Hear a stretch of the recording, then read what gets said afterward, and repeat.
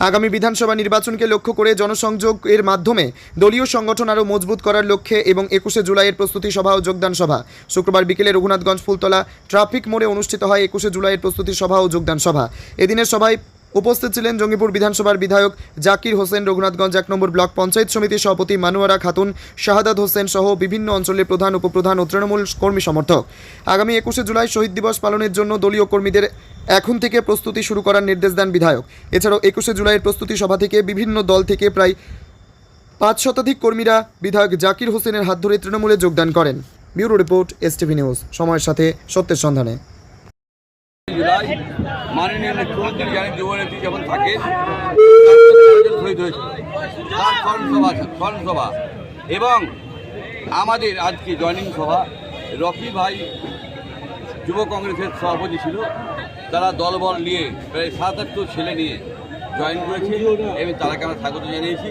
আমরা চাই জঙ্গিপুরে উন্নয়ন করতে গেলে তৃণমূলের সঙ্গে থাকতে হবে, তাই তৃণমূলে এসেছে, আমি তাদেরকে স্বাগত জানিয়েছি এবং তাদের সুযোগে আমরা আছি। আমাদের সরকার সবসময় ছিল, আজও আছে, তাই আমরা সবসময় চাই মানুষের কাজ করতে। আমি রকি ভাইকে ধন্যবাদ জানাচ্ছি তার টিমকে।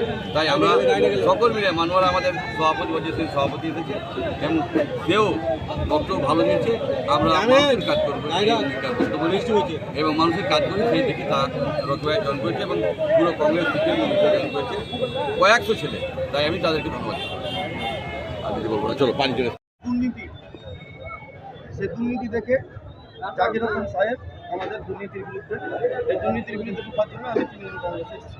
একদিকে যখন শাসক দলের মন্দরে কি দুর্নীতি রয়েছে, দুর্নীতি বলতে অনেক দুর্নীতি আছে কংগ্রেসে। যেরকম এই রঘুনাথগঞ্জে থেকে রঘুনাথগঞ্জ বলেন, সাগরদিঘি বিধানসভা বলেন, আমাদের যে ঔরঙ্গাবাদ বলেন, শামশেরগঞ্জ ওয়ান, ঔরঙ্গাবাদ ওয়ান যেগুলো আছে সেই ব্লকগুলোকে একটা অধীর চৌধুরী টিম বানিয়ে পুরনো ব্লক সভাপতিগুলোকে হটিয়ে নতুন করে বিজেপির হাতে ব্লক কেনার চক্রান্ত চলছে।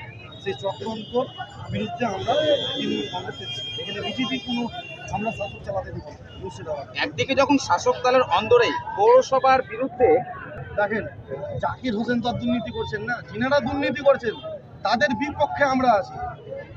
আমরা তৃণমূল দুর্নীতি করে না, যারা দুর্নীতি করছে জাকির হোসেন যে বিরোধিতা আছে, আমরাও সেই আমাদের 500 সদস্য ছিল, আমরাও সেই বিরোধিতা দলে আছি। রঘুনাথগঞ্জের আপনি বললেন যে যিনার নাম বলছেন আপনি, যিনি মুসলিম, ওটা একটা কাজ আসল ব্লক সভাপতি আছে মোহন মাহাতো, যে আরএসএস, তার ছেলে নিজে আরএসএস করে। মোহন মাহাতো 12 নম্বর পৌরসভার, সে নিজেই তার ছেলে আরএসএস করে, আর উনি বিজেপি করে।